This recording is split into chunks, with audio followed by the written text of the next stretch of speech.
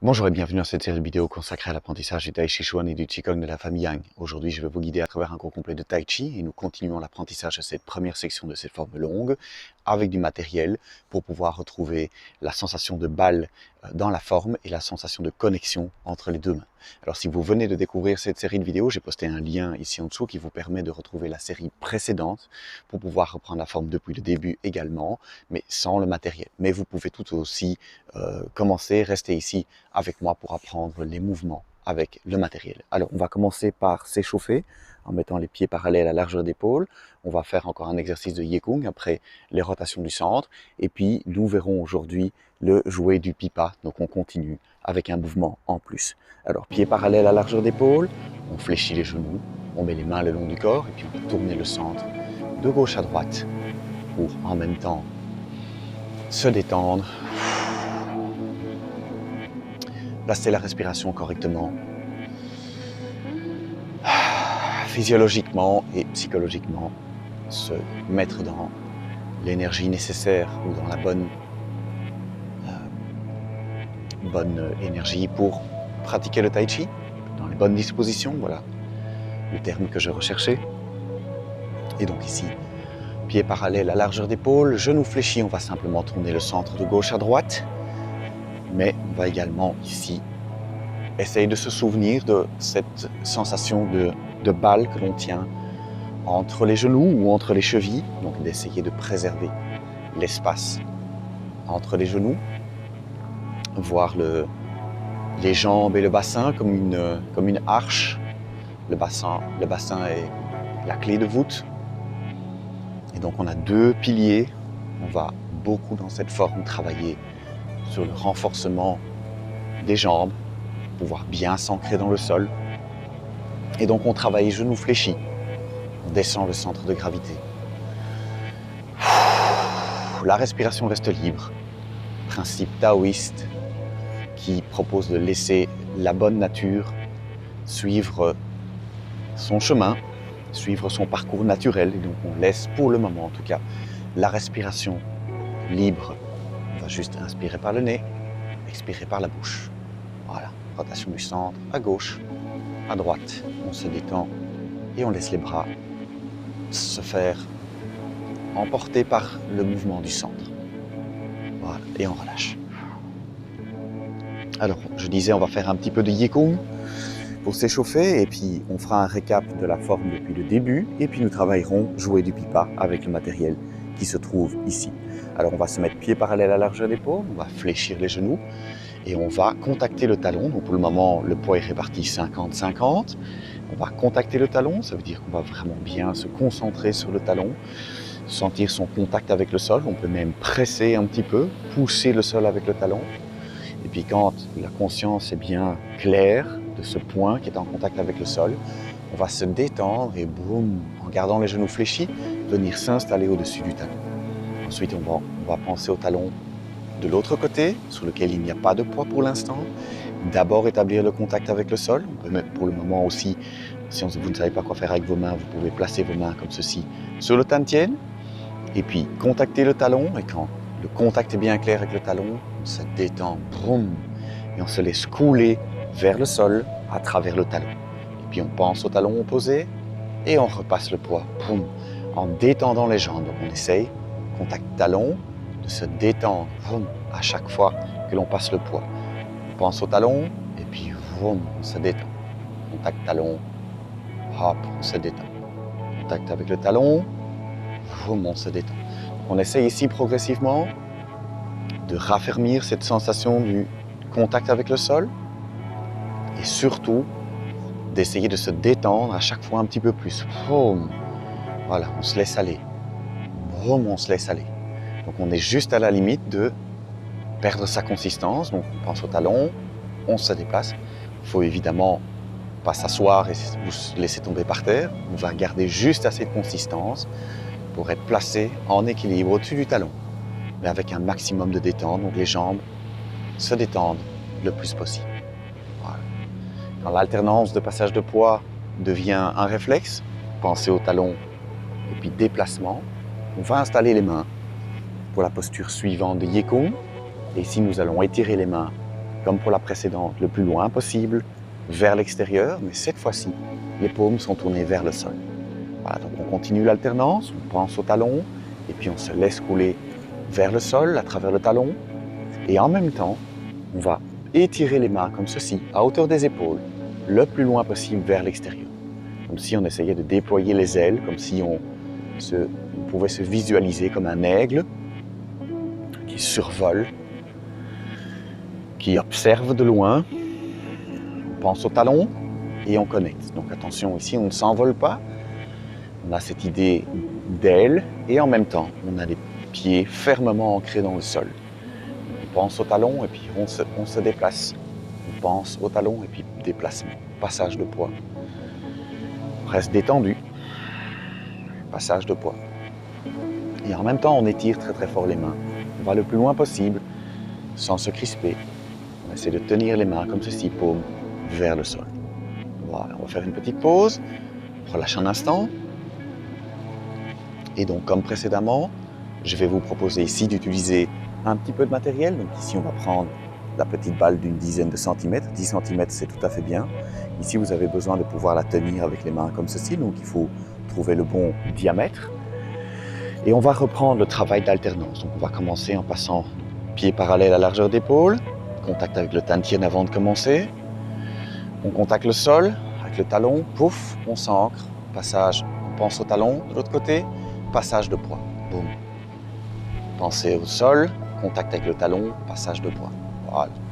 Et progressivement, avec la pratique, le travail de d'abord précéder le chemin avec son mental, talon, passage de poids, et puis le chemin emprunte. Le chemin est tracé, et puis l'énergie va emprunter le chemin. Donc on va d'abord tracer le talon avec le chemin avec le talon, vers le talon, pardon. On pense au talon, et puis boum, l'énergie va voyager. Et donc quand l'alternance, passage de poids, est bien en place, on va se remettre en position. Et cette fois-ci avec le ballon, la petite balle ici, d'abord dans une main, on continue. Vous voyez qu'à l'instant où vous vous concentrez sur la main qui tient cette balle, le sol n'est plus si présent à votre esprit, donc c'est très important ici de revenir, de se rappeler du contact avec le sol, et puis de revenir au ballon. Voilà, donc il va y avoir la nécessité de travailler mentalement pour être présent dans ses pieds, talons, et puis boum, dans la main. Voilà. Quand vous arrivez à passer de l'un à l'autre, en fait, vous établissez des chemins progressivement entre les extrémités de votre corps. Voilà. On relâche un instant. On va faire le même travail maintenant. On change la balle de main, pied parallèle, largeur d'épaule, main sur le tantien. Contact avec le talon. On se laisse aller. Contact avec le talon. On coule. Contact avec le talon. On coule. Voilà, l'alternance se met en place. Et on place les mains. Et cette fois-ci, la balle est dans l'autre main. On continue l'alternance. On déploie les ailes, mais les pieds restent bien ancrés dans le sol. Voilà.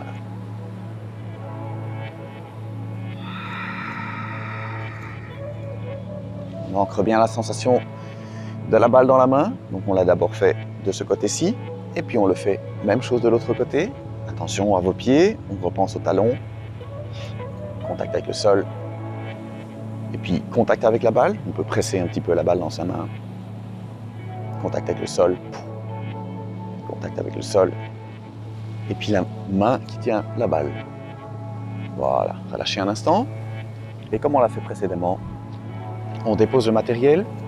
Donc on ne va pas devenir esclave du matériel, on va l'utiliser pour pouvoir ancrer la sensation. Donc, travail fait, on dépose le matériel, on recommence, pied parallèle, largeur d'épaule, fléchir les genoux, pensez au talon, déplacement de poids.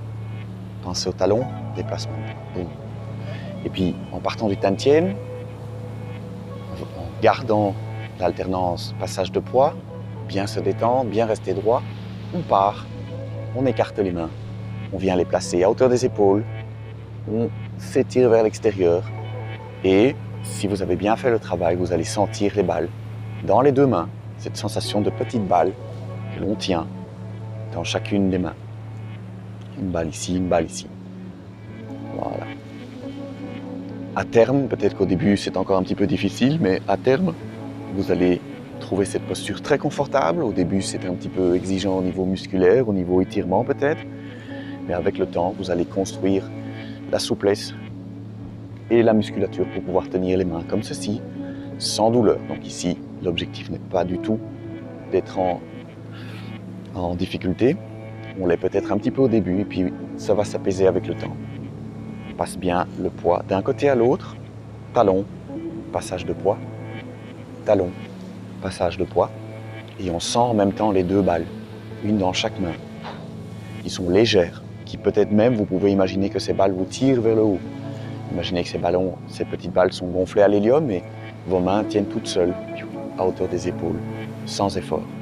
Attention au contact avec le sol. Talon, passage de poids. Talon, passage de poids. Voilà. Et on va relâcher. Ramenez les mains. Ramenez le poids au centre et relâchez.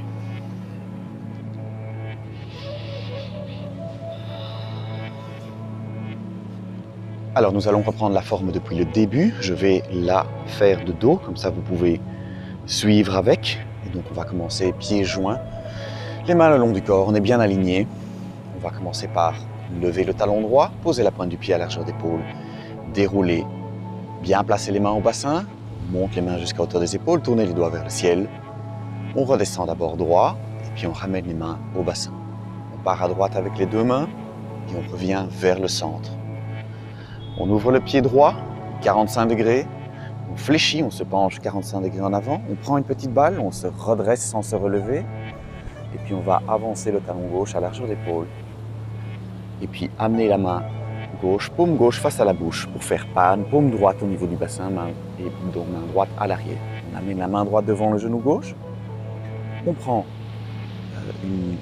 le bâton, donc on imagine la ligne droite, on s'installe bien au-dessus du talon gauche et on a pivoté vers l'est. On pose le talon là où se trouvait la pointe. On part vers le double handpan, on ramène le pied gauche en fin de mouvement. On vérifie que le centre est bien tourné vers le genou droit et on a la paume droite vers le ciel, paume gauche vers le sol. On s'installe pour faire l'œil. On retourne vers le talon gauche, on s'installe bien au-dessus du talon gauche, on est penché 45 degrés en avant. On fait l'œil. Souvenez-vous bien des balles ici, n'écrasez pas les balles. Et puis quand Jai est formé, on revient vers l'est, on passe la main gauche au-dessus de la main droite et on sépare les mains.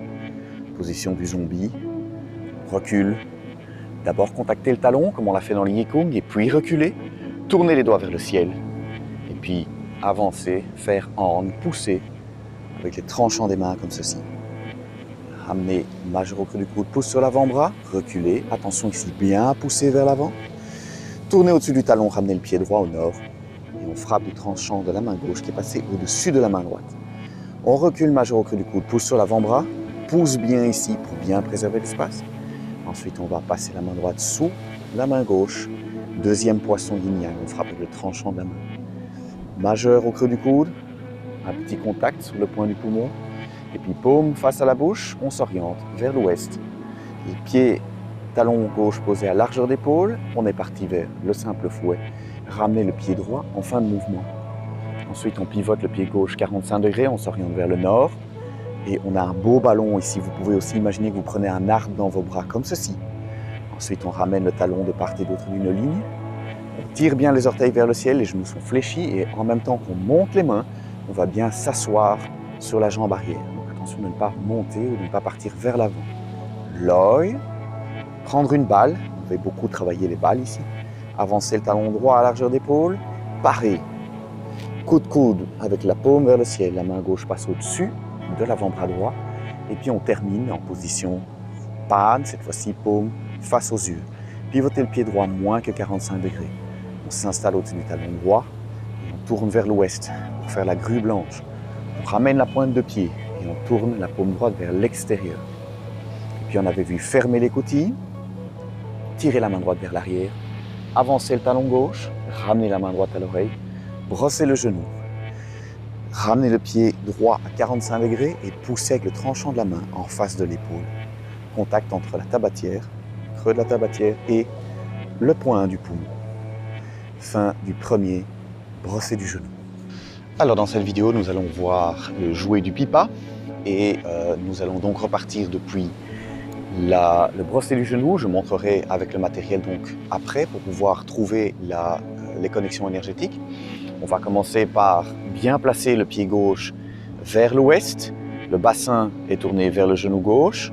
On regarde bien vers l'ouest, tout le poids est au-dessus du talon gauche. On a brossé le genou et on a amené la main droite loin devant l'épaule droite. Les doigts sont vers le ciel. Alors la première chose qu'on va faire ici, c'est qu'on va ramener le talon jusqu'au genou et puis reposer le talon là où il se trouvait. Alors, vous avez déjà un petit exercice qui est intéressant à faire ici. C'est que c'est difficile d'avoir la conscience de l'espace derrière soi et de savoir où sont ses pieds. Donc un petit travail que l'on peut faire, utiliser par exemple le bâton. Et ce que je vais faire, ce que je peux vous proposer ici, c'est de placer le bâton à hauteur de votre talon. On va s'installer ici dans le brossé du genou. On va ramener le talon au genou et puis on va le reposer et on va vérifier qu'on le repose. Et vous voyez, j'étais un peu trop court. Qu'on le repose là où il était avant de le lever. Donc pour ancrer bien la sensation de l'espace et du placement des pieds, c'est difficile parce que c'est dans le dos. On va utiliser un point de repère ici, par exemple le bâton. On se place dans le brossé du genou, on va ramener le talon et puis je vous propose ici de reposer le talon et de vérifier que vous l'avez reposé au même endroit, en sachant que souvent, on a au départ en tout cas, on ramène le pied et quand on repose trop près de soi et on ne revient pas, on ne retourne pas à sa position de départ. Donc premier travail ici à faire, poser le talon près du bâton, ou placer le bâton comme point de repère, ramener le pied, reposer le pied, vérifier que vous êtes bien de retour à la case départ. Voilà, donc ça c'est le premier travail à faire. Je vous laisse travailler ça un petit peu. Alors, la deuxième partie du mouvement, donc, on continue, on ramène le pied, on repose, on recule, paume vers l'extérieur, avec la paume en face du cœur, comme ceci, et on vient bien s'installer sur la jambe arrière. Alors, on a tout le poids sur la jambe arrière et on est bien assis, bien installé au-dessus du talon droit. La paume gauche, la main gauche, ça n'a pas changé par rapport à la grue blanche ou par rapport au brossé du genou. La main est toujours ici en avant, devant, sur l'extérieur du genou gauche. Ce qui a changé, c'est que la paume s'est orientée comme ceci vers l'extérieur, en face du cœur, et qu'on a un beau ballon ici en face de soi. Donc le travail ici pour bien ancrer la posture, je vais d'abord reprendre le mouvement jusque là. On repose et on recule ici, paume droite vers l'extérieur, bien s'ancrer sur la jambe arrière, tout en préservant un espace. Donc une des erreurs classiques, c'est de reculer avec la main qui revient trop proche ou trop loin. Ce qu'on doit avoir ici, et là je vais prendre le ballon d'une trentaine de centimètres, c'est qu'on doit trouver de nouveau cet espace, plus ou moins 30 cm par rapport à ma taille, 1m76. Si je me positionne dans cette partie yin, donc la partie de réception de jouet du pipa, pied droit ouvert 45 degrés, talon posé, on va se mettre dans la partie finale, talon posé, talon gauche au sol, orteil tiré vers le ciel. Ici, je dois avoir dans cette partie ici, juste avant de jouer du pipa, je dois avoir ce ballon ici. Donc, placez bien le ballon ici dans le creux. On peut le presser comme ceci avec le dos de la main vers soi pour bien sentir cet espace.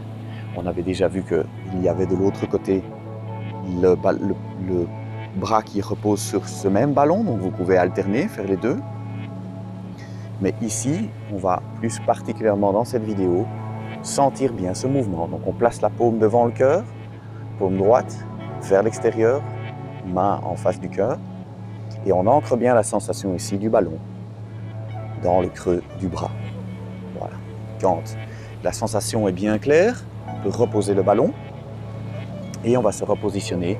On va repartir du brosser du genou, ramener le talon, reposer le talon, reculer. Et ici, vous allez sentir le ballon bien dans le creux ici qui pousse le bras vers l'extérieur, pas loin, la main loin devant, porter bien sur l'extérieur ici pour préserver cet espace, pour préserver ce cercle, pour préserver ce ballon.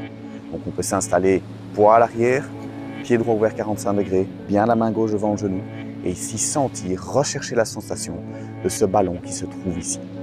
Bien sentir ça. Voilà. Et relâcher un instant.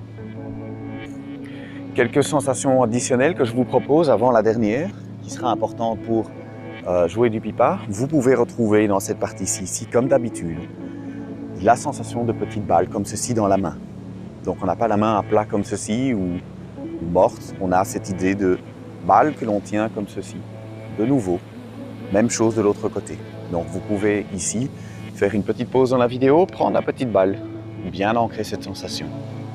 Vers la balle ici, paume vers l'extérieur, préserver l'autre grand ballon, paume vers le sol et sentir que l'on a bien, de nouveau, la petite balle dans la main. Quand on regarde la position, donc comme ceci, regardez, vous avez ce ballon qui est là, ce ballon ici qui soutient le bras et les deux mains, d'ailleurs connectées, mais comme si elles tenaient des petites balles également. Donc main droite, main gauche, la petite balle. Voilà. Alors, la dernière sensation que je vous propose de travailler, pour ce faire, on va utiliser le bâton. Je vais d'abord montrer le mouvement, la partie yang sans le matériel, et puis je rajouterai le matériel. Donc je remonte le mouvement depuis le début. On a ramené le pied, on repose le pied, on recule, paume vers l'extérieur, partie de réception. Pour la partie yang, la partie active du jouet du pipa, on va ramener le talon de part et d'autre d'une ligne est-ouest. Pour rappel, nous avions fait le brosset du genou, donc on avait une largeur d'épaule, on a reculé. Ici, on va ramener le talon de part et d'autre d'une ligne, talon gauche, et on va bien tirer les orteils vers le ciel. Les genoux sont fléchis. Donc les pieds vont faire ceci. Poser le talon comme ceci, de part et d'autre d'une ligne. Et les mains vont faire ceci. On va ici s'étirer.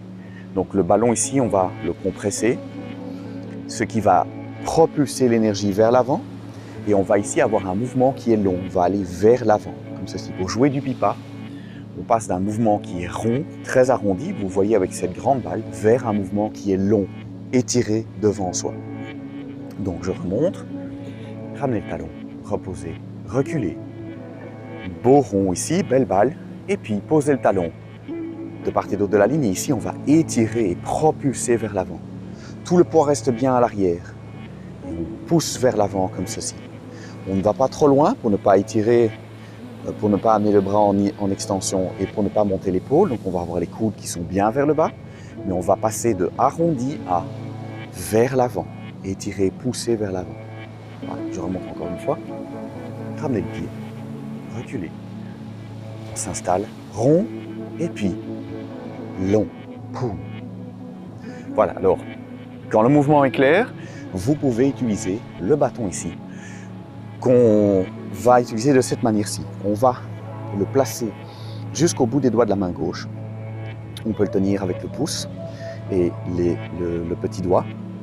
Et on va le recevoir ici pour avoir la main droite en face du creux du coude gauche.